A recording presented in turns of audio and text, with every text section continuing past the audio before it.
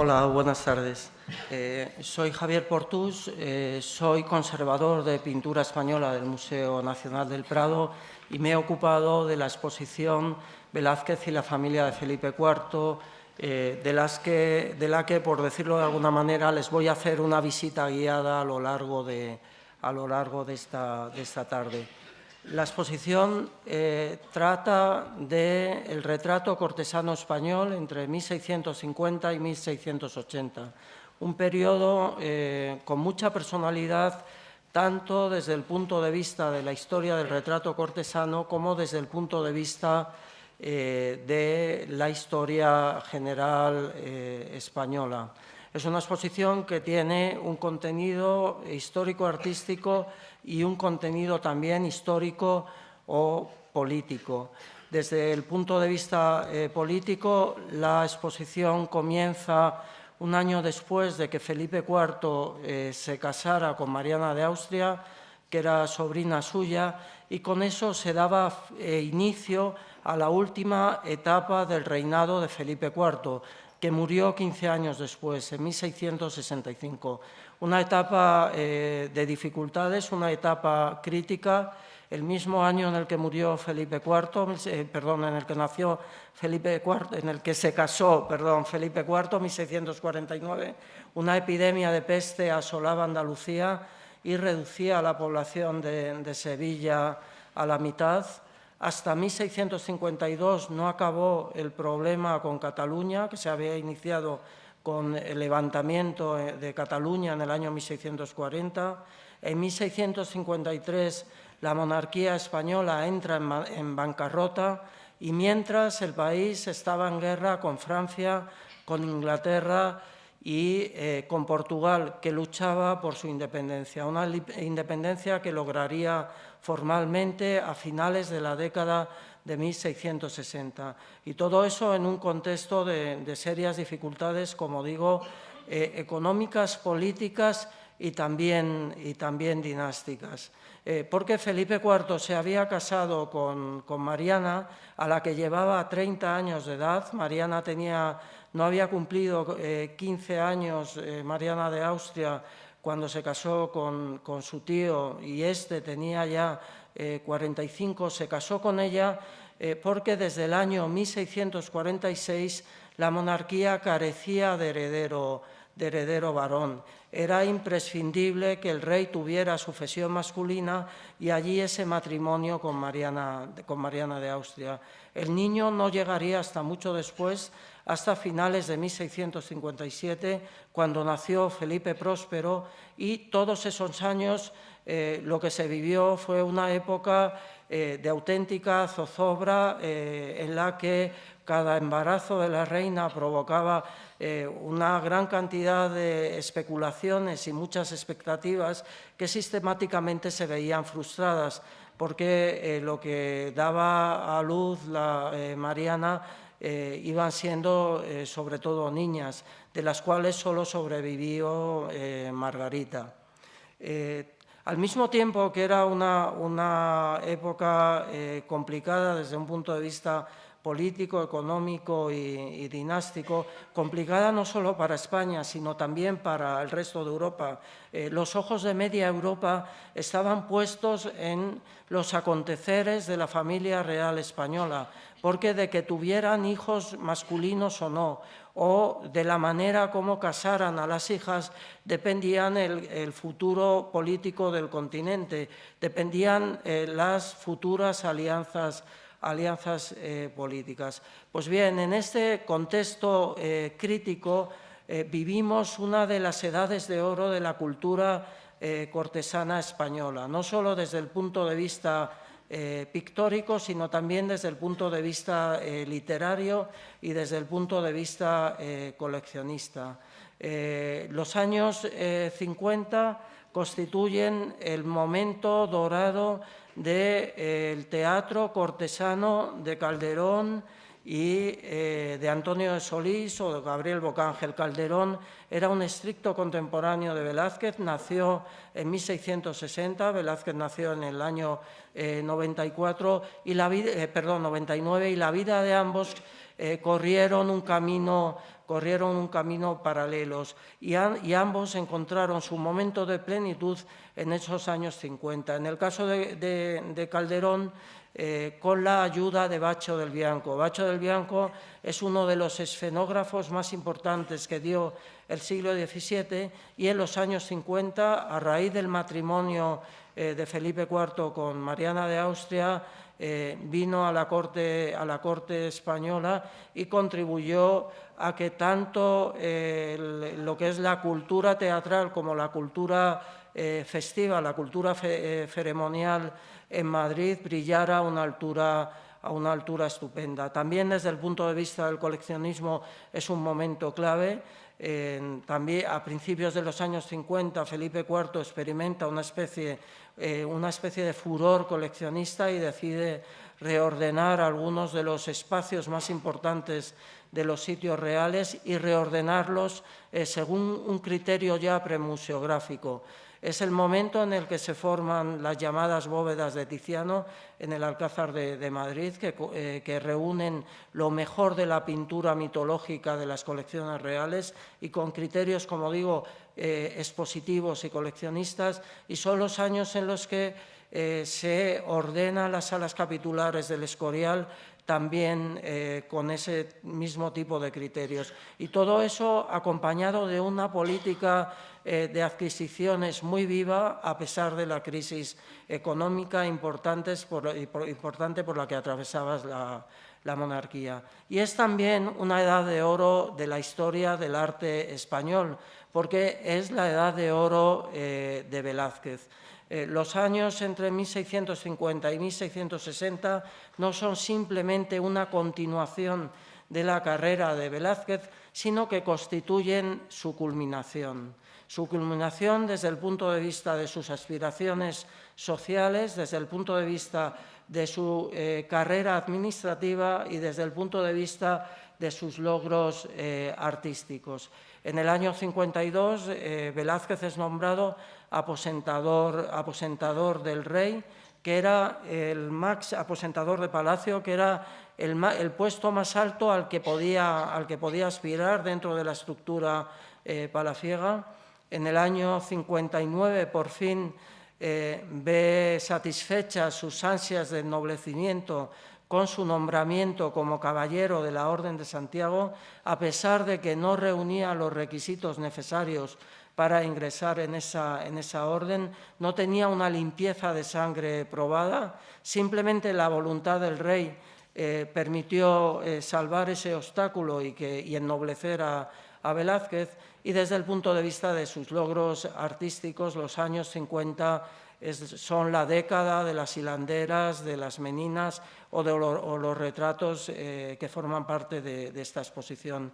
En obras como las hilanderas o como las meninas, Velázquez asume retos narrativos inéditos hasta entonces, no solo para él mismo, sino para la pintura occidental, retos narrativos que le colocan en un lugar aparte y singular dentro de la historia de la pintura en Europa. Si Velázquez llega a morir a su vuelta de Italia, en el trayecto entre Italia y Roma, siendo como había sido hasta entonces su carrera extraordinaria, lo habría sido mucho menos desde el punto de vista de sus logros artísticos y desde el punto de vista de la proyección que alcanzaría hacia el futuro, mucho menos que habiendo muerto como murió en el año 1660. Y la exposición no solo es una crónica política, sino también es una crónica familiar, es un álbum familiar. Gran parte de los cuadros, 24 o 25 de los 29 cuadros que componen la exposición, incluyen retratos de Felipe IV y su familia más directa, de su mujer, Mariana de Austria, y de sus hijos, Margarita, María Teresa, Felipe Próspero y Carlos II. Una familia que, como era habitual entre las casas reales europeas, se había caracterizado desde hacía más de un siglo por la fuerte endogamia. Una familia cuyos miembros, además, no elegían su futuro, sino que su futuro les era elegido por sus padres y por cuestiones políticas. Ninguna de estas infantas o ninguno de estos príncipes elegían con quién se casarían y cuál sería su lugar de residencia, excepto en el caso del lugar de residencia, claro está, los príncipes, sino que les eran impuestos, lo que suponía una dosis de responsabilidad añadida muy importante. Esa endogamia da como resultado que en la exposición el visitante encuentre los mismos rasgos, casi los mismos rostros repetidos una y otra vez, solo que a distintas edades y con distintos nombres.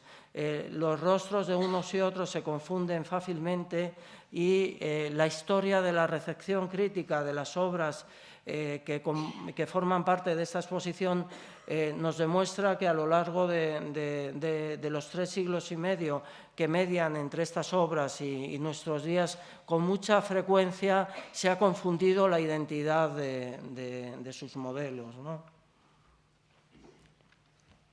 La exposición se desarrolla a través de cinco apartados en los que se mezclan el criterio temático con el criterio cronológico, y a través de los cuales vamos viendo no solo cómo evoluciona el arte de Velázquez en los 11 últimos años de su carrera, sino también las soluciones que dieron al retrato real los sucesores de Velázquez. Básicamente, Juan Bautista Martínez del Mazo, que era yerno de Velázquez, lo que nos introduce en otra familia, ya no la familia real, sino la familia del pintor, y también otro de los sucesores sería Juan Carreño.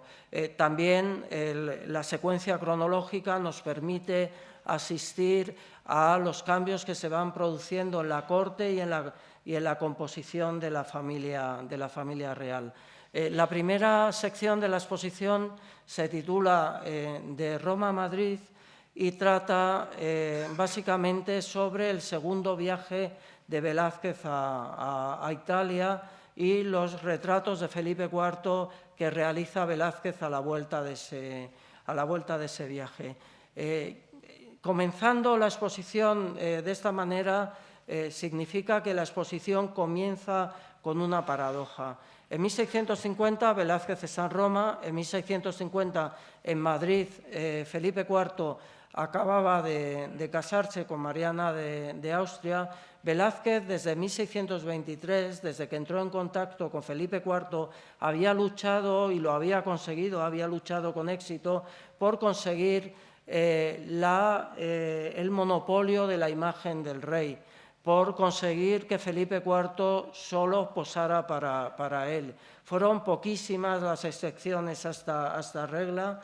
La única excepción reseñable fue Rubens, pero aparte de Rubens, la imagen de Felipe IV fue controlada por Velázquez y por su taller. Y no solo de Felipe IV, sino también de su entorno familiar.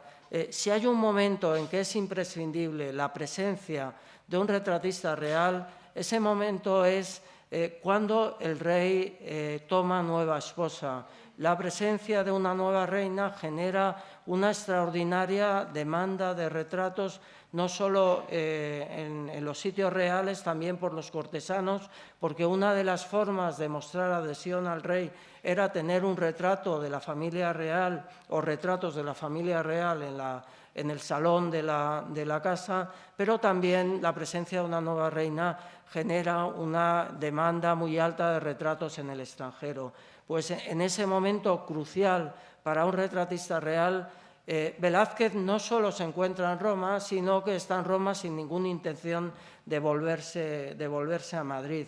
De hecho, Felipe IV tiene que llamarle con cierta insistencia para que haga las maletas y se venga a Madrid y empiece a retratar a la reina y esté listo para empezar a retratar a los sucesivos a los sucesivos infantes.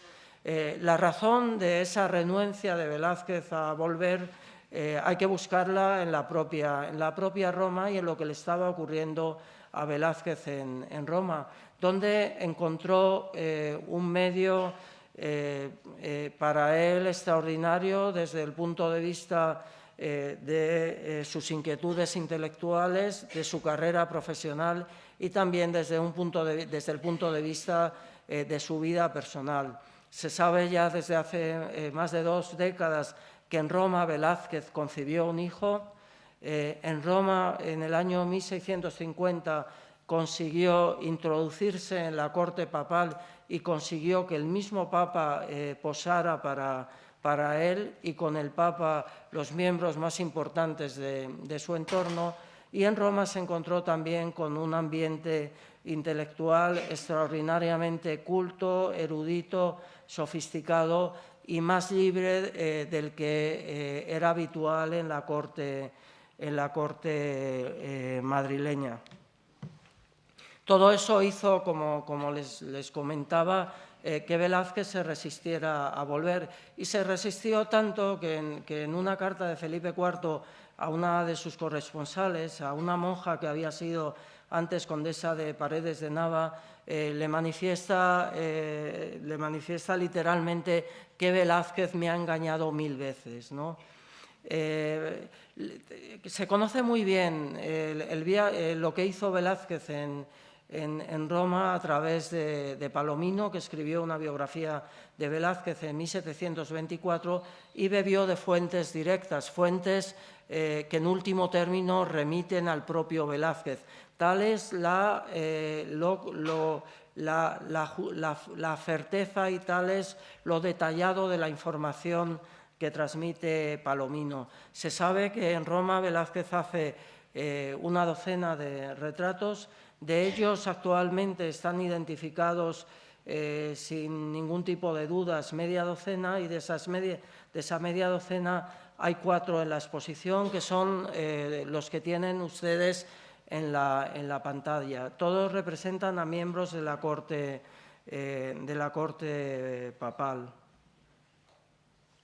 Entre ellos Camilo Máximo. Camilo Máximo nos sirve, entre otras cosas, para entender lo que encontró Velázquez en Roma desde el punto de vista intelectual. Máximo era un cardenal romano que pertenecía a la cámara secreta del Papa, de allí que vista en el retrato de Velázquez de azul, un color casi inédito dentro de la trayectoria de Velázquez como retratista.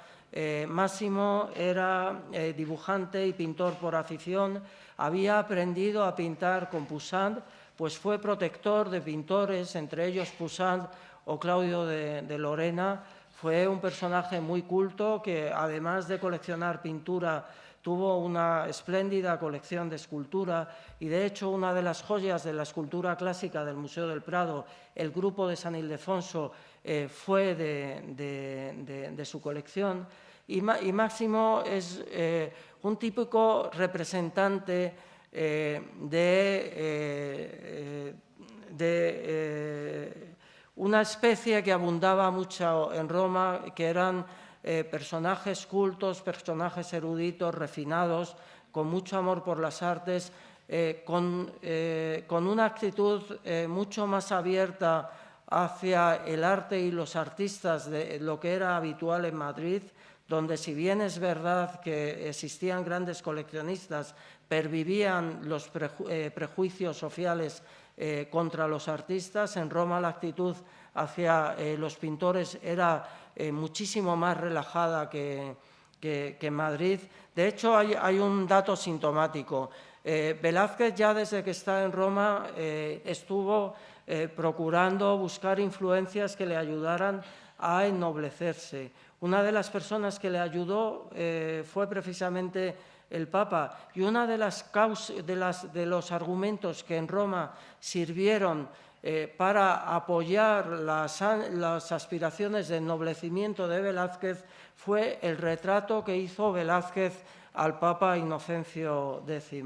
En Madrid ocurrió exactamente lo contrario. Cuando Velázquez quiso ingresar en la Orden de Santiago y la Orden de Santiago abrió expedientes informativos sobre la limpieza de sangre de Velázquez y sobre las actividades de Velázquez, el hecho de que fuera pintor, aunque retratara al rey, no contaba en favor del pintor y, de hecho, una buena parte de los testigos favorables a Velázquez trataban de soslayar que Velázquez era un pintor profesional.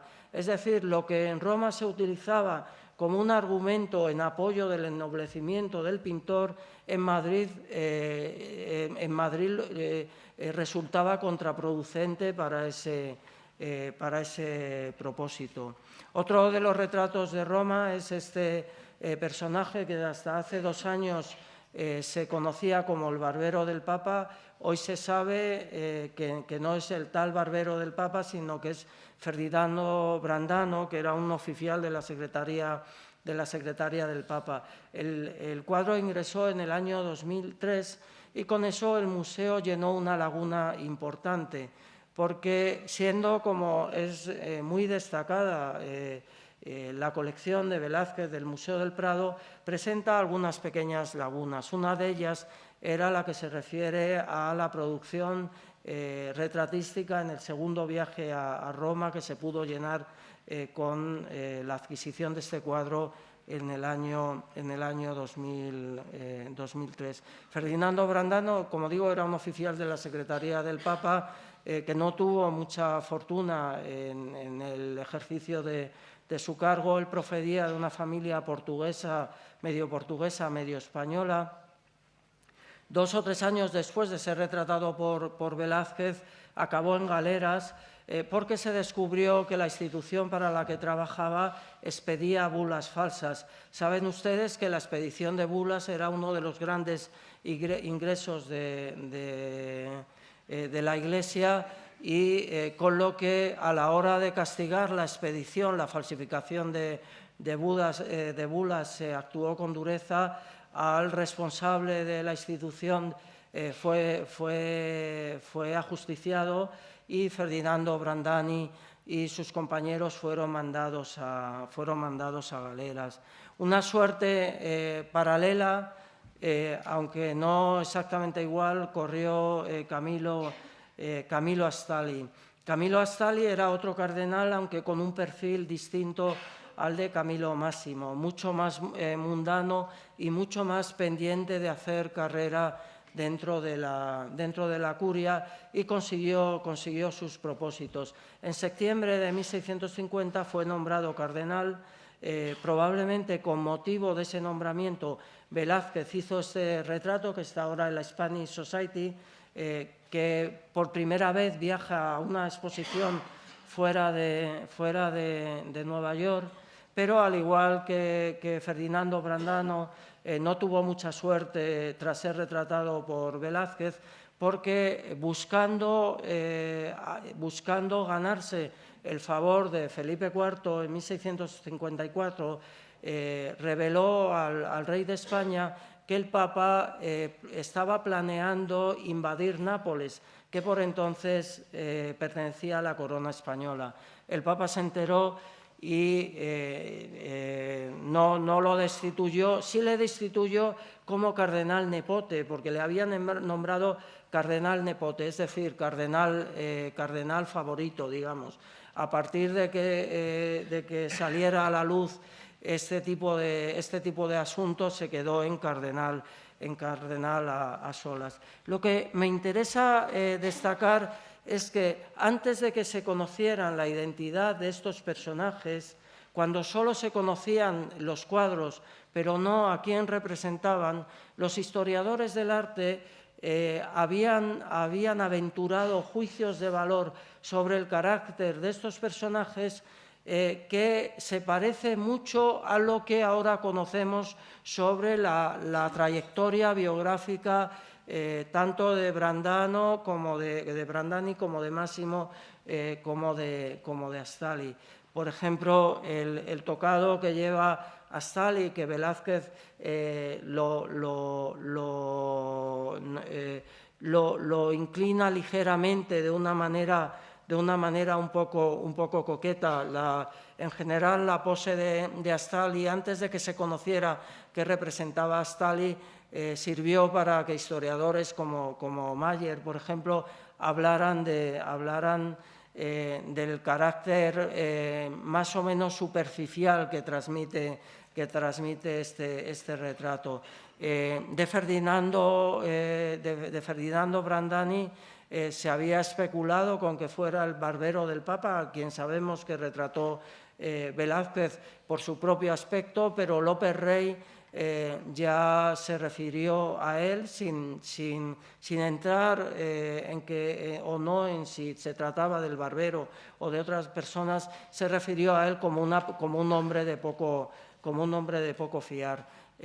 Todo esto que se ha confirmado con lo que sabemos ya ahora sobre las trayectorias biográficas lo pudieron intuir los historiadores simplemente viendo los retratos. Lo que nos lleva a un asunto muy interesante, y es que los retratos que hace Velázquez durante su segundo viaje a Roma constituyen un capítulo aparte dentro de toda su carrera retratística. No se parecen ni a lo que había hecho antes ni a lo que había hecho después. Y no se parece porque el número de registros expresivos de estos retratos es mucho más amplio de lo que estamos acostumbrados a ver en el retrato cortesano, el retrato anterior y a posterior al viaje de Roma. Esa amplitud de registros expresivos es lo que permitió a los historiadores intuir rasgos de personalidad individual viendo estos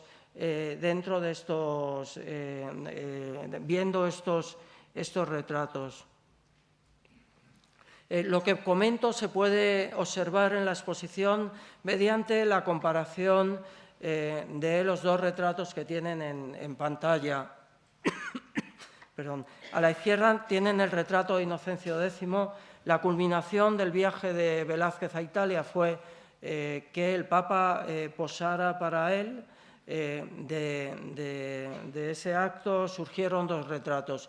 Un retrato de 3/4 que está en la Galería Doria Pamphili y que todos ustedes conocen muy bien, y que asentó definitivamente la fama de Velázquez en la ciudad. Es una de las obras maestras de la historia de la pintura del retrato, y también hizo este otro retrato que ahora está en Londres, en Apsley House. Es un retrato del que por Palomino sabemos que Velázquez, además del retrato de 3/4, hizo otro para traérselo a Madrid. Por el inventario de los bienes de Velázquez a su muerte en 1660, sabemos que ese retrato estaba en su casa, era propiedad suya cuando murió. De todos los retratos de Inocencio X que nos han quedado, aparte del de la colección Doria Pamphili, el que tiene sin ninguna duda un más alto nivel de calidad es este que en el siglo XVIII estaba en las colecciones reales y que fue elegido por José Napoleón para llevárselo a París, al Museo Napoleón, y en el trayecto de Madrid a París fue interceptado por Wellington. Wellington ofreció a Fernando VII la devolución de todo el botín, el llamado equipaje del rey José, y Fernando VII, en un acto de magnanimidad bastante lamentable para todos nosotros, decidió que Wellington se quedara con todo el botín, que en su mayor parte está ahora en Apsley House, en la residencia de Wellington y sus descendientes en Londres. Aquí están el retrato del Papa y el retrato de Felipe IV, y como les digo, la comparación resulta muy elocuente. Lo que se esperaba de un retratista papal en Roma era muy distinto a lo que se esperaba de un retratista cortesano en Madrid. En Roma se esperaba de él que manejara un catálogo de registros expresivos muchísimo más amplio de las expectativas que se generaban en Madrid. De hecho, Velázquez representa a Inocencio X lleno de lo que en esa época se llamaban afectos, en un retrato impositivo, un retrato invasivo, un retrato muy expansivo, un retrato de un papa lleno de fuerza, lleno de desconfianza y lleno de genio. Al lado suyo, Felipe IV, en una obra que hace Velázquez 2 o 3 años después de vuelta de Italia, resulta distante y evasiva. Con frecuencia este cuadro se ha titulado Felipe IV anciano, a pesar de que en esa época todavía no había cumplido los 50 años. Y con mucha frecuencia también se utiliza este retrato para aludir a la temporada de zozobra en la que vivía Felipe IV, zozobra, algunas de cuyas claves se han comentado al principio. Era una temporada de inestabilidad económica, de inestabilidad política, de guerra en múltiples frentes y de inquietudes desde el punto de vista de la sucesión del reino. También sabemos por las cartas de Felipe IV que es un documento maravilloso y es un documento absolutamente recomendable como lectura paralela a la exposición, porque a través de esas cartas, algunas de ellas dirigidas a María Jesús de Ágreda, una de las personalidades religiosas más importantes de la España del momento, y otras dirigidas a otra monja, a Luisa Magdalena de la Asunción, que estaba en el convento de Malagón, pero que antes que monja había sido condesa de Paredes de Nava y había sido aya de María Teresa, con lo que con esa relación anterior Felipe IV se muestra muy directo y muy confiado. A través de esas cartas descubrimos a un rey atormentado muchas veces, pero a un rey muy tierno, muy familiar, que había convertido su familia en el principal objeto de sus ilusiones y de su consuelo, atormentado, como digo, porque no le impedía, al mismo tiempo que se volcaba en la familia, tener una vida íntima paralela, lo que le hacía, por otro lado, culpabilizar a su conducta personal de todos los males que estaban ocurriendo en España. Era un rey con luces y sombras y también con altibajos de humor. No es exactamente el rey apesadumbrado que con mucha frecuencia se dice, y con mucha frecuencia se utiliza este retrato casi como una demostración más de esa pesadumbre permanente, como digo, falsa o por lo menos muy matizable del rey. Pero si miramos los retratos que hace Velázquez desde 1623 hasta que se muere Felipe IV, podemos concluir dos cosas: o que Felipe IV siempre estuvo deprimido, lo que por otras fuentes sabemos que no, o que era una manera, o que respondía a un código de representación real, lo que es mucho más cierto. La manera como representa el rey a Felipe IV, distante y evasivo, es la misma manera como el rey se presentaba en público. Es la misma actitud que el rey tenía cuando daba audiencia pública en el Salón de los Espejos, por ejemplo, o cuando concurría públicamente a una profesión, por ejemplo, a la profesión del Corpus, en la que asistió gran parte de los años de su reinado. Era un rey impasible, y así lo describen, por ejemplo, los visitantes extranjeros o embajadores extranjeros que se refieren a él como una estatua animada. Y a través de esa impasibilidad de lo que nos está hablando, de lo que nos habla Velázquez, no es del rey en su condición de persona, sino del rey en su condición de símbolo. Lo que está transmitiendo a través de estos retratos y de este código expresivo tan reducido es la idea de majestad real. Una idea que luego se extiende no solo al rey, sino también al conde duque, o se extenderá también a gran parte de la familia real. Eso hace, como digo, eso singulariza tanto los retratos de Roma. Bueno, en este retrato de Felipe IV, que es otra de las obras maestras de Velázquez como retratista, en la que es casi imposible decir más con tan poco, en la que se hace casi carne el axioma de la arquitectura del siglo XX, menos es más, ¿no? Velázquez trabaja con una economía de medios premeditada, con una gama cromática muy reducida, pero a la que sabe sacar un extraordinario partido, y trabaja algo que sería muy característico de su arte a partir de los años 30, usando distintos niveles de acabado. No es lo mismo el grado de acabado que tiene el rostro a el grado de acabado que tiene lo que es el hombro y el antebrazo derecho, por ejemplo. Eso es algo muy propio de Velázquez.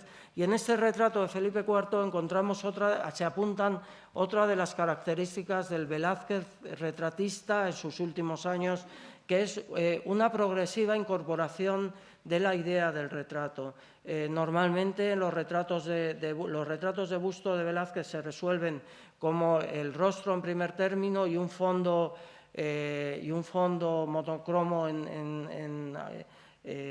tras él.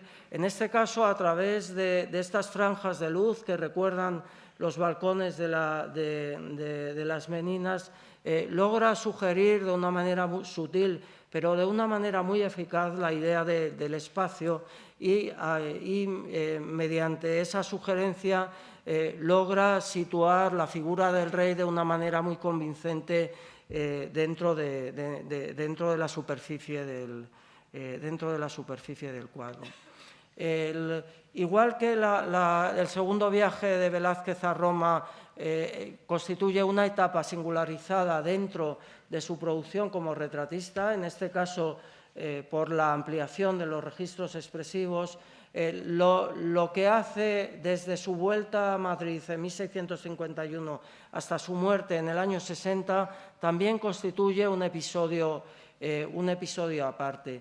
Hasta 1651 la mayor parte de los modelos de Velázquez habían sido masculinos y adultos. Hay excepciones, pero la mayor parte responden a esa pauta.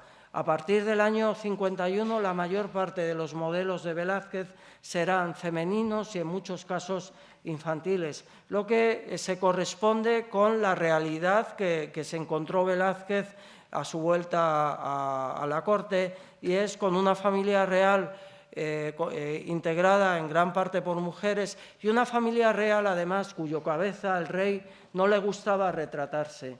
Hay una carta, otra de las cartas estupendas de Felipe IV, está fechada en julio del año 53. En esa carta le comunica a la condesa de Paredes de Nava que no le envía un retrato suyo, y le dice que ha 9 años que no me hago retratar. De hecho, el último retrato fue efectivamente hecho hace 9 años, en el 44, el llamado retrato en Fraga de la colección Frick de Nueva York.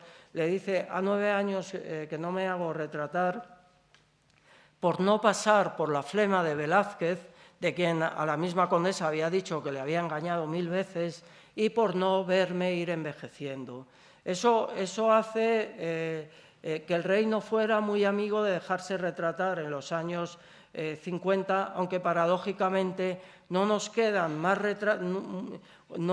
un número mayor de retratos del rey como de esos años, porque a partir de los pocos retratos que le hizo directamente Velázquez, el taller del pintor los multiplicó. De hecho, de la versión de la National Gallery que está ahora en exposición, se conocen más, en torno a las 20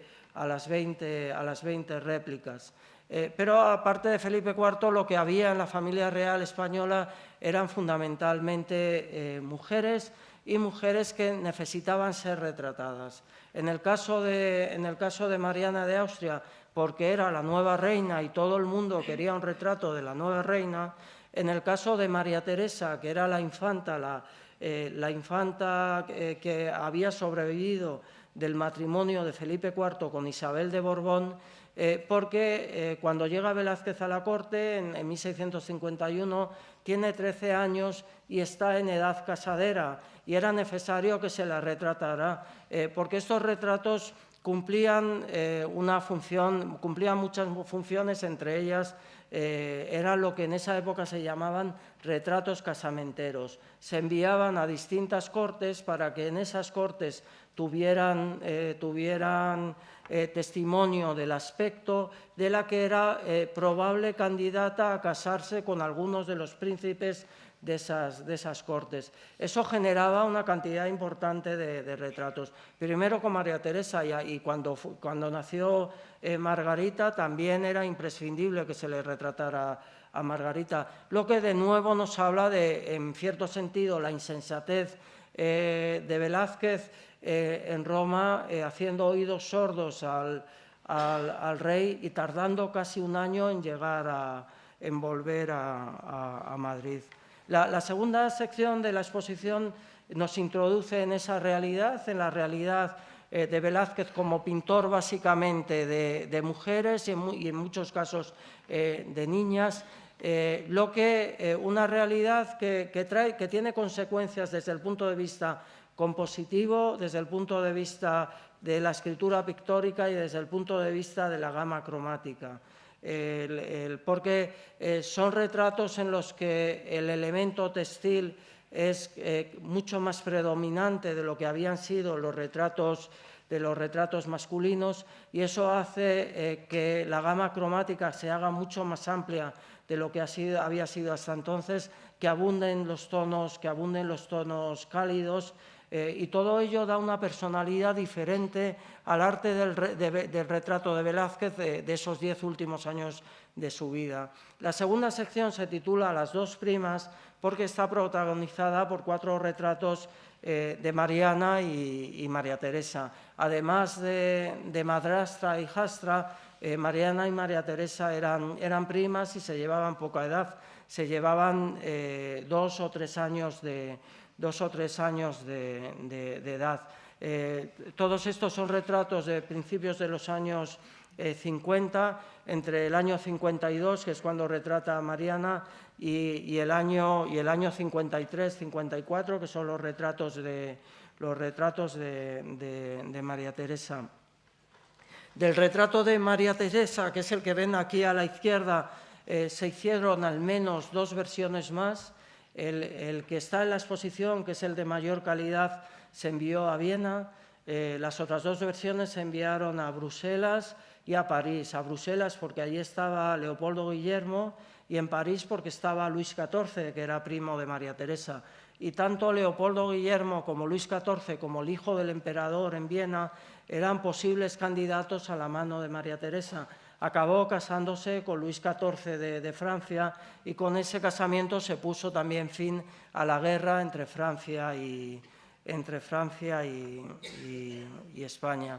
Estos retratos nos introducen en un tema fundamental dentro de lo que es el Velázquez de sus 10 últimos años, que es el de la existencia de un taller importante. Velázquez no era muy amigo de retratar. Es una época dentro de su carrera en la que, siendo aposentador mayor y aposentador de palacio, que el aposentador se dedicaba a las 1000 cuestiones relacionadas con el espacio físico de palacio, desde que hubiera provisión de leña suficiente para que no pasaran frío en invierno, hasta dedicarse a la reordenación de las colecciones de pinturas dentro de Palacio. Eso restringió mucho el tiempo que disponía para pintar. Entonces, un pintor con poco tiempo para pintar, pero que al mismo tiempo estaba en una corte que necesitaba multiplicar las imágenes del rey, sobre todo de la reina y de las infantes, era un problema que se resolvió de una manera a la que ya estaba acostumbrado Velázquez desde hacía varias décadas, y es a través de un taller muy activo que multiplicaba los prototipos de Velázquez. Uno de esos prototipos es esta María Teresa, un retrato del Museo Metropolitano de Nueva York, y un retrato que nos puede servir casi como metáfora de lo que fue el arte de Velázquez durante mucho tiempo y especialmente en estos años. Velázquez es un pintor al que le gustaba jugar con lo acabado, con lo inacabado y con lo que está en proceso de transformación. Ya vimos en el retrato de Felipe IV de Busto que había alguna zona con un grado de terminación muy distinta a otras. Aquí no se aprecia en la pantalla, pero sí lo podrán apreciar al natural.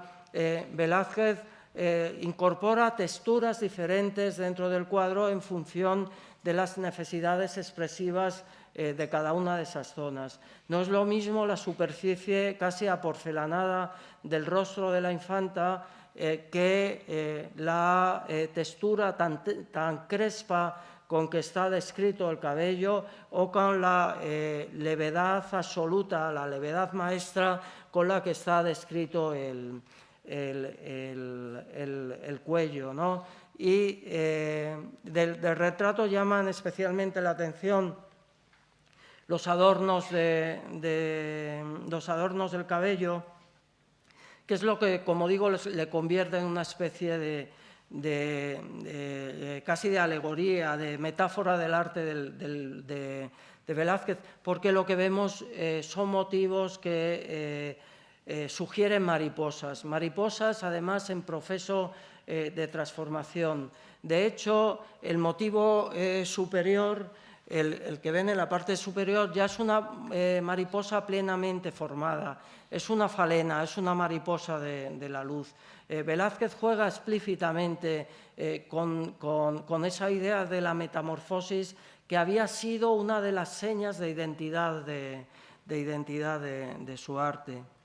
En esta sala también se puede comprobar cómo Velázquez es un pintor que domina la representación y que sabe en este caso representar o aludir a las distintas dignidades, los distintos estatus de su modelo. En la pantalla tienen a la derecha a Mariana de Austria en el retrato del Museo del Prado, y a la izquierda María Teresa en el retrato del Museo de Viena. La efigie de Mariana de Austria es también una obra maestra del retrato cortesano, maestra también por su absoluto rigor formal. Es una obra en la que, a través de su composición, nos está transmitiendo la idea de majestad real. Es una imagen tan distante y tan evasiva como puede ser el retrato de busto de Felipe IV, y es la imagen que mejor corresponde a la reina. Su prima no era reina, sino era infanta casadera, y Velázquez diferencia esos estatus de manera sutil, simplemente no solo a través de la gama cromática, sino a través de cómo organiza el fondo. En el caso de Mariana, el fondo tiene un rigor geométrico como absoluto. Divide la superficie de la parte final del cuadro en dos espacios claramente delimitados, en dos espléndidos campos de color, el color encarnado del bufete y el gris verdoso de la pared del fondo. En el caso de María Teresa, es un fondo, es un espacio mucho más ambiguo, lo que hace que el retrato sea también mucho más relajado, no sea un retrato tan formalizado como el de Mariana. Y la diferencia entre ambos retratos también la podemos ver comparando el papel que los relojes juegan en ambos. En el caso de Mariana, el reloj de mesa tiene una presencia casi heráldica, casi emblemática. De hecho,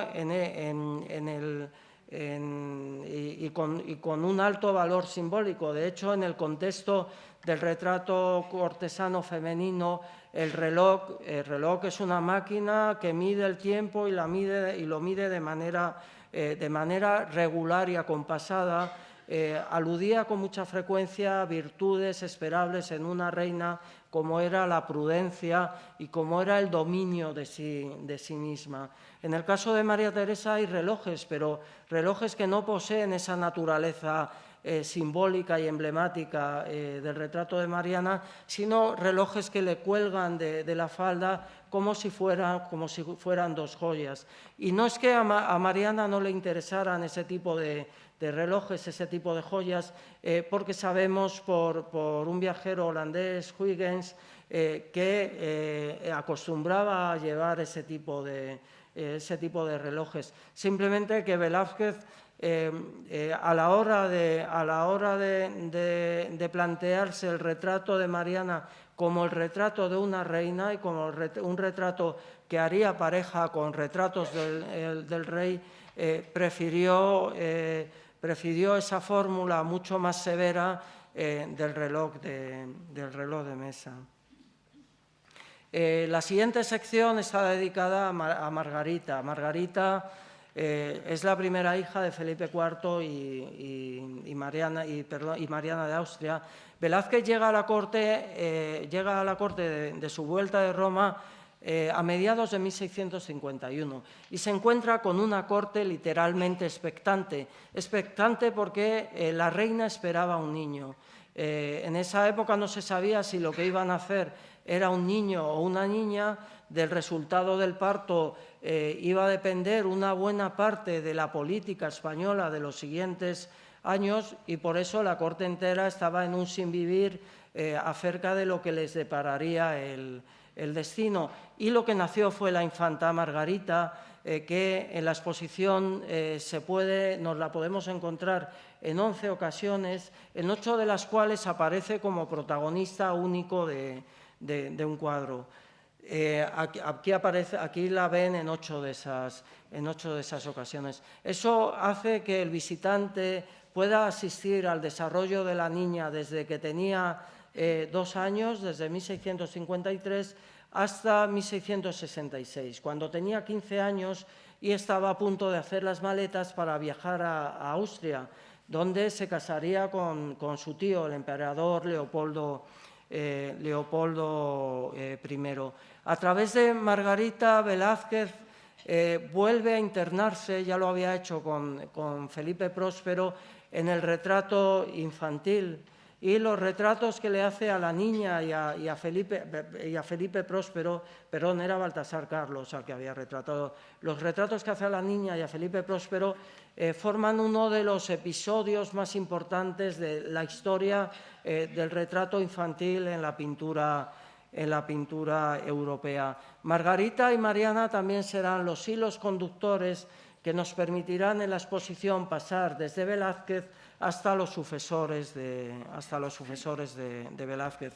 A la exposición ha venido esta Margarita con 2-3 años, que procede del Museo del Louvre. Es una obra que ahora en general se cataloga como una pintura espléndida del taller de Velázquez, pero es una obra muy importante a la hora de la construcción de la historia crítica y de la fortuna artística de Velázquez. Esta obra, como digo, data de 1653. En cuanto nació Margarita, hubo de nuevo una presión en toda Europa por tener retratos de la niña, y sobre todo desde Austria. Su abuelo, el emperador Fernando, que era padre de Mariana, desde que se enteró de que había nacido su nieta, estuvo reclamando a Felipe IV retratos. No le llegaron hasta 3 años, hasta 3 años después. Y mientras, en Francia, aunque estaban en guerra y en una guerra muy cruenta con España, no se perdía la esperanza de arreglar la situación y de arreglar la situación por vía matrimonial, que era una de las fórmulas a través de las cuales se habían ido arreglando las guerras a lo largo del tiempo. En Francia reinaba, todavía en minoría de edad, Luis XIV. Su madre era Ana de Austria, que era hermana de Felipe IV, y fue Ana de Austria la que dio los primeros pasos con objeto de ir buscando una solución a la guerra con España. Y esos primeros pasos se encarnaron a través de retratos. Los primeros actos diplomáticos que concluirían en la paz de 1659 fueron envíos de retratos. En el año 53, Ana de Austria solicita a la Corte de Madrid el envío de retratos de la familia real y de algunos de sus antepasados, y en correspondencia al año siguiente desde París se enviaron también más de una docena de retratos de la familia real francesa que están ahora en el Museo del Prado, la mayor parte en almacenes o en depósitos. Uno de esos retratos que actuaron como instrumento diplomático y a la postre como instrumentos de paz fue este retrato de Margarita de Austria, que a lo largo de la historia, sobre todo en el siglo XIX, ha jugado un papel muy importante para el entendimiento, en este caso el entendimiento artístico entre Francia y España. Este retrato, después de estar en las colecciones reales francesas, pasa al Louvre y pasa al Louvre a un lugar de honor.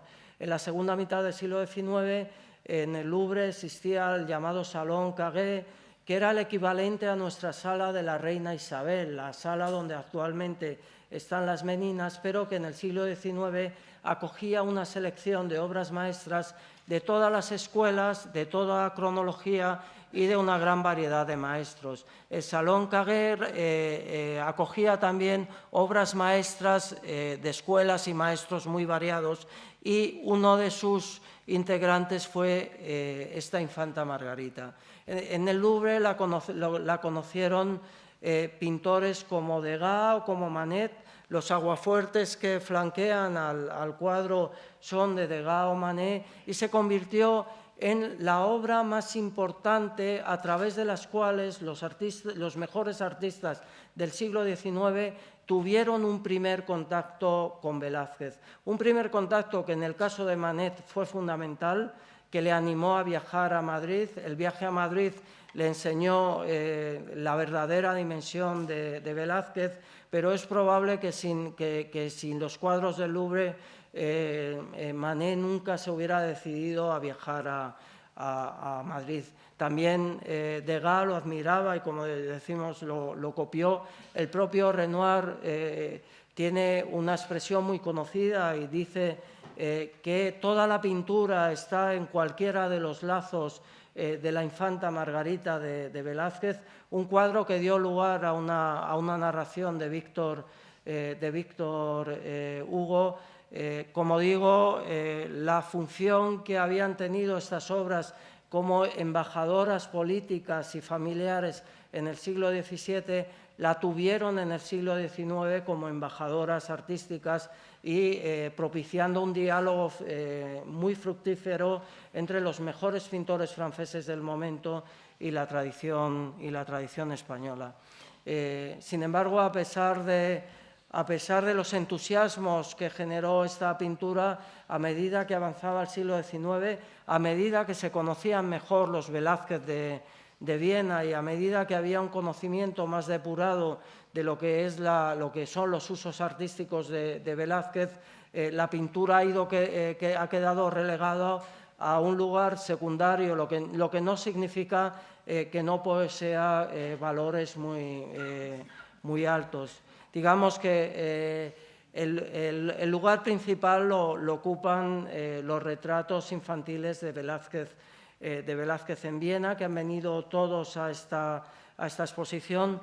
En la imagen ven a Margarita con 2-3 años. En el retrato que se envió a su abuelo para que por fin pudiera ver cómo era su nieta. El otro retrato es del año 56, nos muestra a Margarita con cerca de 5 años, a una edad y con un traje muy similar a como aparece en las meninas. Y los dos últimos retratos seguros que hace Velázquez son del año 59 y fueron también enviados a Viena. Se trata de Margarita, que en ese año tenía 8 años, y se trata de Felipe Próspero. Son obras maestras no solo por el manejo del color, obras maestras también por el uso del espacio. Velázquez está utilizando y de manera muy abierta y muy eficaz unas referencias espaciales cada vez más complejas, cada vez más sofisticadas, y son obras muy importantes, obras que merecen estar en cualquier antología de la pintura de Velázquez, por muy selectiva que esta antología sea. Nos muestran al Velázquez en su plenitud, al Velázquez que lleva ya 45 años pintando, y no solo pintando, sino aprendiendo y con una voluntad continua de seguir avanzando. Y nos muestra a un Velázquez que se pierde por los detalles. Una de las cosas que singularizan este momento de Velázquez es la tensión que se da en ellos entre expresión del rostro, la pose del modelo y los detalles, que en muchos casos no tienen un valor adjetivo, no son un elemento más dentro de la retórica general del cuadro, sino que tienen un valor sustantivo. Son obras fundamentales para construir el clima dramático del cuadro, y son algunos de los espacios, de los lugares que elige Velázquez para darnos cuenta de hasta dónde llegan sus posibilidades.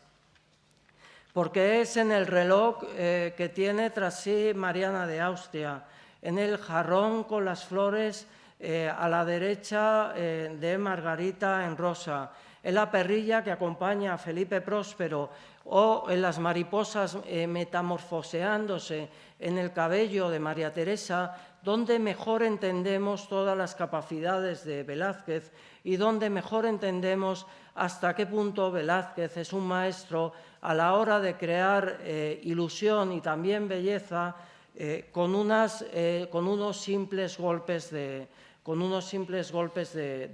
pincel.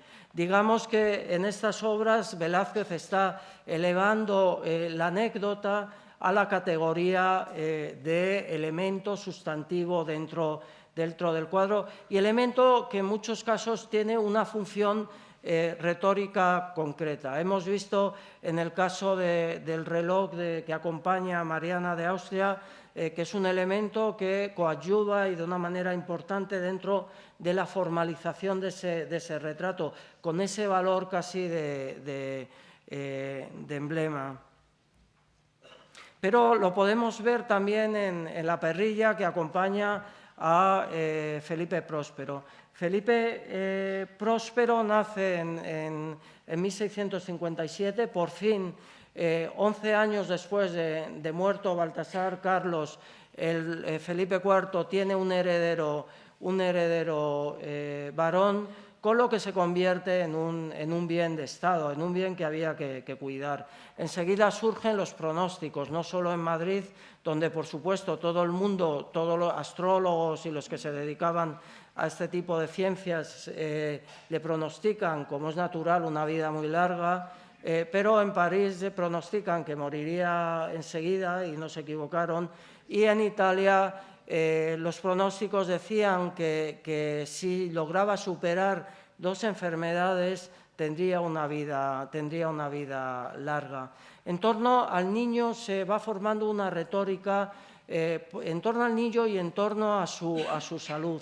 Por ejemplo, cuando nace el niño en Alcalá de Henares, la universidad celebra unas fiestas con un componente literario importante y hay un certamen poético, una competición poética. Uno de los apartados de ese certamen poético invitaba a los participantes a hacer versos para invocar al mes de noviembre, que es el mes en el que había nacido el niño, para invocarlo de manera que propiciara la suerte para que nadie le echara mal de ojo. Y sobre el mal de ojo, precisamente en parte trata este retrato. A diferencia del retrato de su hermano, del retrato de Baltasar Carlos, que está ahora en Boston, en el que el niño aparece con un enano, que es un atributo de su condición de príncipe, y aparece también con una bengala de general y con una banda militar. A diferencia de ese retrato, este es un retrato informal en el que lo que más nos llama la atención es lo que lleva el niño, que es un babero, un delantal con dijes. Lo que vemos en la parte junto a su hombro izquierdo es una higa de azabache.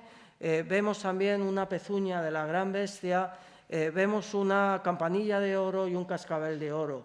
Muy probablemente son dijes que le regaló el Papa porque no era incompatible la ortodoxia religiosa con creencias supersticiosas en el mal de ojo.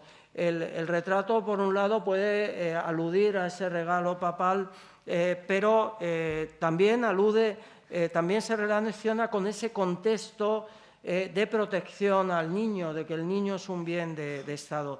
De hecho, la campanilla y el cascabel protegían también contra el mal de ojo, al igual que la higa y la pezuña.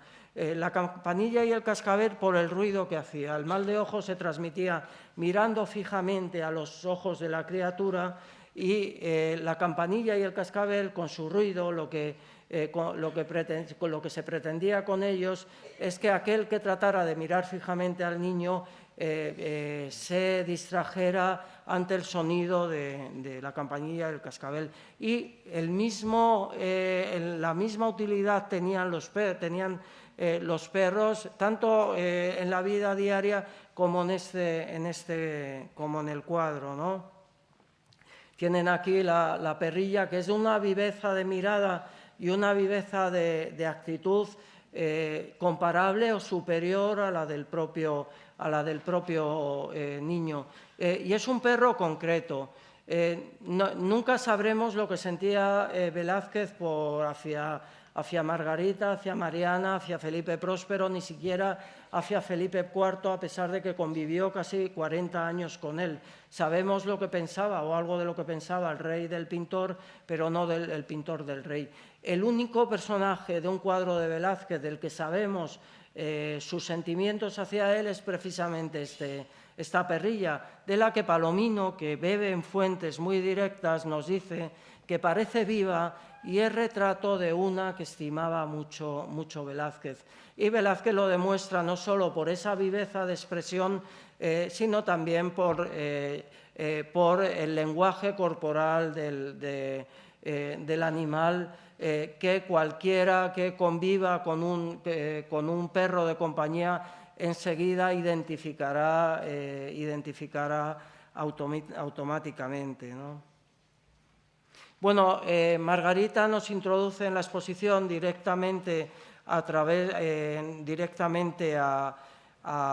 los sucesores de Velázquez, porque cuando muere Velázquez, Juan Bautista Martínez del Mazo es nombrado pintor de cámara, que era el puesto de Velázquez, y uno de sus funciones principales será pintar a Margarita. Como dentro de este ciclo de conferencias va a haber una dedicada a la sucesión de Velázquez, yo aquí simplemente voy a hacer un repaso muy rápido.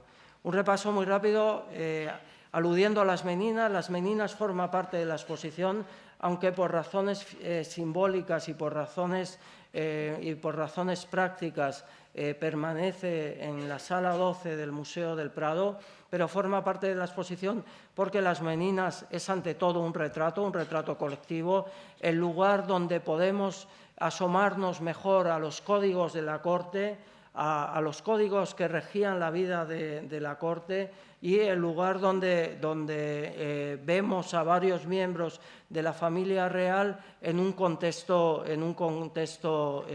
concreto. Las meninas es también muy importante dentro de la carrera de Velázquez y dentro del tema de la exposición, porque es el lugar donde se consagra definitivamente el retrato como un género mayor.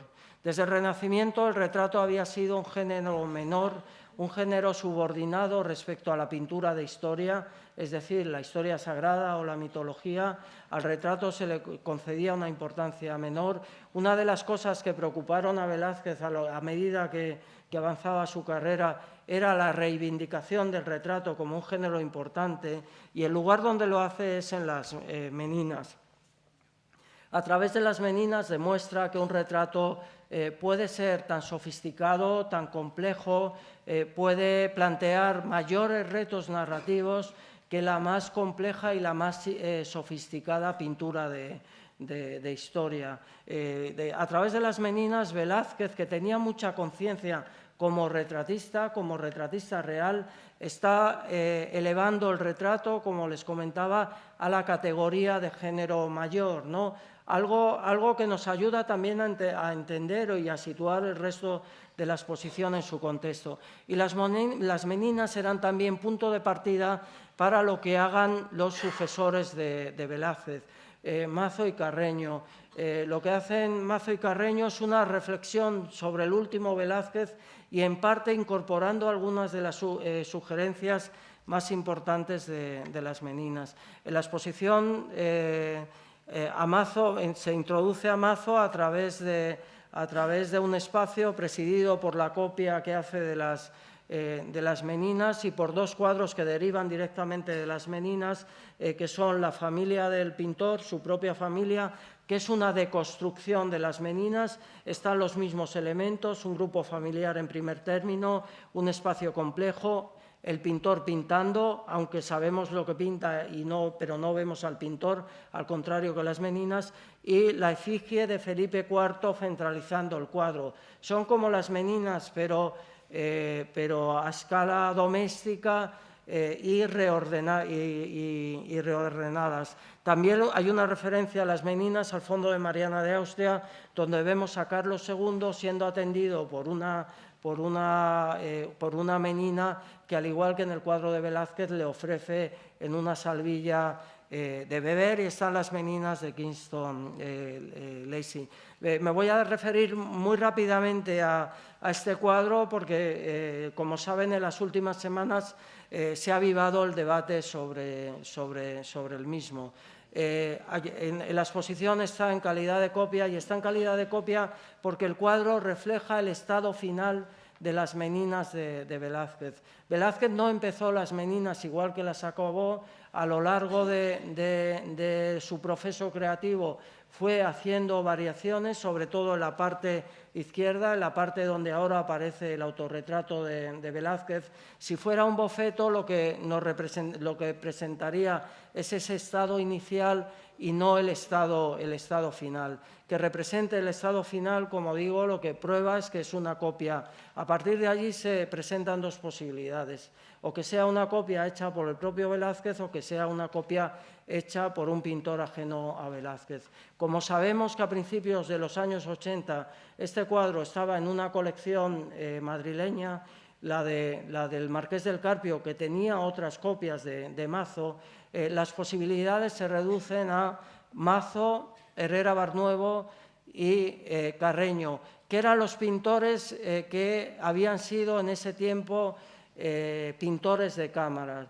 Las Meninas de Velázquez estaban en el cuarto, en el despacho de Felipe IV, un lugar de difícil acceso, y los únicos artistas con posibilidades reales de acceder a ese espacio y acceder como para hacer una copia son los pintores de cámara, con lo que queda reducida las posibilidades a 3. Y dentro de ellos es Mazo, que trabajó en varias ocasiones como copista y como copista de obras de las colecciones reales para el Marqués del Carpio, aquel cuyo estilo pictórico se acerca más al que presentan las Meninas de Kingston Lacy. En la exposición lo podrán ver comparando algunas de las zonas de la familia del pintor por Mazo con algunos de los detalles de las Meninas. Y aquí, y Mariana de Austria nos introduce en otro tema. Una de las cosas básicas de las Meninas como cuadro con proyección con inmediata proyección en el futuro es que en ese cuadro Velázquez decide incorporar la idea del espacio real, del espacio regio, del espacio del palacio, de un espacio reconocible del palacio, a la idea del retrato real. Eso será algo que continúe en sus sucesores, será uno de los grandes hallazgos y una de las grandes fórmulas del retrato real español desde finales de los años 50, lo hace ya Mazo en ese retrato de Mariana de Austria. Es un retrato del año 65 que nos muestra también cómo los sucesores de Velázquez tuvieron que inventarse fórmulas para reflejar las nuevas situaciones políticas que se iban creando. En el año 65 muere Felipe IV, y con su muerte se produce una situación inédita en la historia de España desde hacía más de un siglo. Carlos IV tiene solo 4 años, con lo que es necesario una regente. Felipe IV nombra a su mujer como regente, que ejercerá ese cargo hasta que Carlos II cumpla 14 años en 1675. Entonces, Mazo tiene que inventarse una nueva fórmula de representación. Desde que Juana, la hermana de Felipe II, fue regente unos años, a mediados del XVI, no había habido ninguna regente. Y lo hace de 2 maneras, sentando a Mariana en un sillón, que era la forma como recibía a los embajadores, y colocando en su mano derecha un papel que hace alusión a sus nuevas responsabilidades políticas, pero nos dice que es regente y no reina por sí misma, mostrando a Carlos II al fondo. Esas fórmulas sería recogida por Carreño, y a partir de las Meninas aparecen muchos elementos en el retrato cortesano español: el juego de dobles y triples espacios, los espejos y sus reflejos, los retratos de Felipe IV, la idea del pintor retratando, del pintor como retratista real. Carreño sucede a unos años después a Mazo, y da un giro de tuerca más a la fórmula de Mariana de Austria sentada. La sitúa de manera inequívoca en el Salón de los Espejos, que es el lugar donde residía, y para Carlos II crea también una escenografía situándolo también en el Salón de los Espejos y al lado de un animal tan emblemático y tan simbólico del poder real como es el león. Estos retratos los hacía por parejas, se concibían como parejas, y de hecho Carlos II siempre aparece a la derecha desde su punto de vista, no desde el nuestro, que era el lugar principal, porque era una manera de recordar que aunque la reina ejercía la administración, la regencia, el punto principal seguía siendo el rey que todavía no había alcanzado la mayoría de edad, pero se situaba a la derecha. Y la exposición culmina con estos 2 retratos. Son retratos que encargó el conde de Harrach, que era embajador austriaco en España, a Carreño. Se los encarga en 1677. En 1677 Mariana de Austria hacía 2 años que había dejado de ser regente.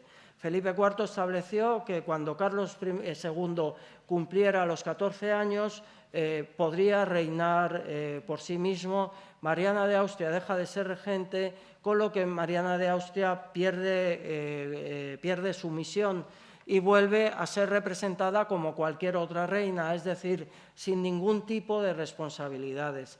Aparece posando de pie con la mano extendida hacia el respaldo de un sillón, pero no muestra ningún papel ni ningún objeto que nos habla de una responsabilidad, concreta. Son 2 retratos con los que acaba la exposición y acabo también mi charla, espléndidos, y 2 retratos que nos hablan de lo que Velázquez y sus continuadores tuvieron de tradición y tuvieron de innovación. La tradición la vemos a través del retrato de Mariana de Austria. Para retratar a Mariana de Austria, viuda, en 1677, Carreño mira hacia atrás, mira hacia Velázquez, mira hacia el retrato de 1652 y lo que hace es una paráfrasis del retrato de Velázquez. La modelo es la misma, la pose es exactamente la misma, con la reina extendiendo su brazo de forma casi horizontal. El fondo y la composición está organizada de una manera similar, el fondo con 2 planos también espléndidos de color e incluso el reloj sobre el bufete. Lo único que cambian son las vestiduras que se han adaptado a la nueva situación de Mariana y cambia en consecuencia la gama cromática. Esto es Carreño homenajeando a Velázquez, independientemente de que el retrato también de Velázquez también pudo ser del agrado de Mariana, que también es posible que quisiera tener un retrato como el que le había hecho Velázquez, solo que actualizado. Esto nos habla de tradición y nos habla de cómo una serie de relaciones, por un lado familiares, la que existía entre Velázquez y Mazo, por otro de admiración, sirvió para hilvanar una tradición que no se acaba aquí, porque un siglo después Goya, en su retrato de María Luisa de Parma con Tontillo, de nuevo acude a Velázquez y también la hace posar de una manera muy parecida. Y en 1901, Picasso, en su Mujer en Azul del Museo Reina Sofía, acude también a Velázquez con esa mujer, con esta falda inmensa, que en una de sus manos, no la izquierda sino la derecha, sostiene un pañuelo que le cae horizontalmente y que extiende su otro brazo casi verticalmente, no hacia el respaldo de un sillón, sino hacia el mango de un paraguas. Y de nuevo, y el fondo está también concebido, al igual que Velázquez, como 2 prodigiosos cambios de color. A través de esa imagen de Mariana de Austria podemos asomarnos un poco a la historia de la tradición pictórica en España. Nos damos cuenta de hasta qué punto fue una imagen con capacidad generadora, ¿no? Pero los cuadros de la colección Harrand nos hablan de tradición, nos hablan de respeto hacia el maestro, pero también nos hablan de innovación. Carreño logró crear una de las imágenes más potentes de toda la historia del retrato español. Una imagen muy personal. Les he traído, junto al Carlos II de Carreño, el último retrato de aparato que hizo Velázquez de Felipe IV. Es el llamado Felipe IV en Fraga, del que les hablaba antes, que está en la colección Frick de Nueva York.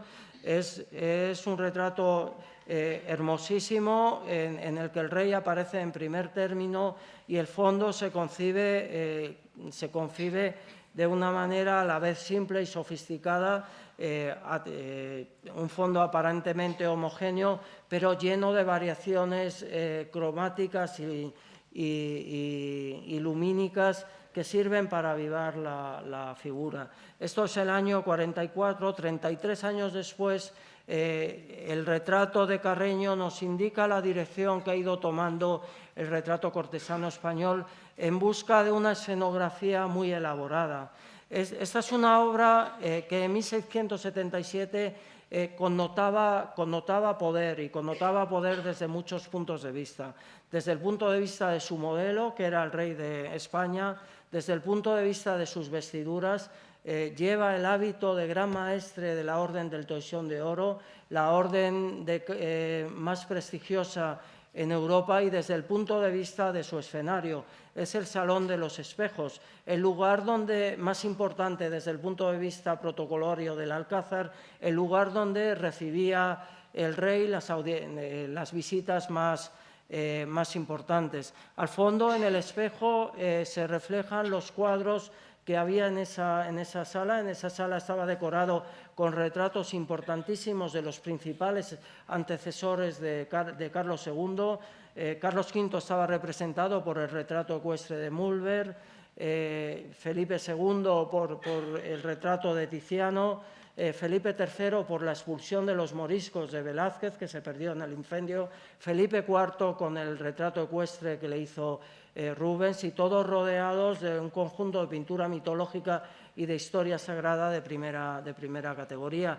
Y es tal el empeño de Carreño de mostrar al espectador el lugar donde está, que al fondo del espejo vemos reflejados dos cuadros. Por un lado, una de las Furias de Velázquez, y a nuestra derecha el retrato ecuestre de Felipe IV por Velázquez. Y como digo, está el empeño de Carreño de hacer reconocibles esos cuadros, que a pesar de que están reflejados en el espejo, no están invertidos. Vemos la composición tal como era realmente. Estas obras, como digo, connotaba poder. El color rojo que domina en el retrato de Carlos II, y los dorados que se combinan con el rojo también connotaban poder.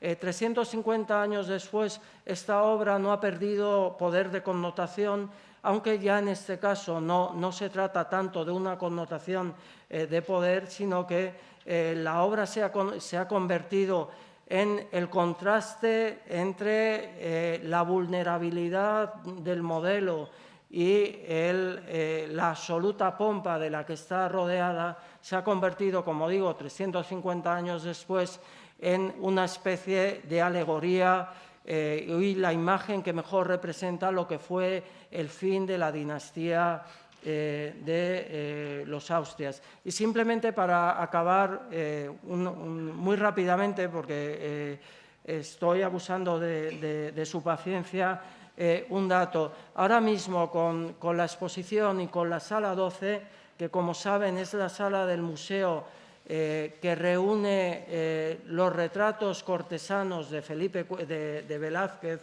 el visitante al Museo del Prado puede tener una visión, la visión casi más completa posible de la evolución de la carrera de Velázquez desde el año 1623, cuando entró por primera vez en contacto con la corte, hasta 1660, el año de su muerte, ¿no? Con lo que les invito también a hacer ese ejercicio, no solo a mirar la exposición en sí misma, sino a complementar el recorrido que propone la exposición con una visita a la sala 12. Y muchas gracias.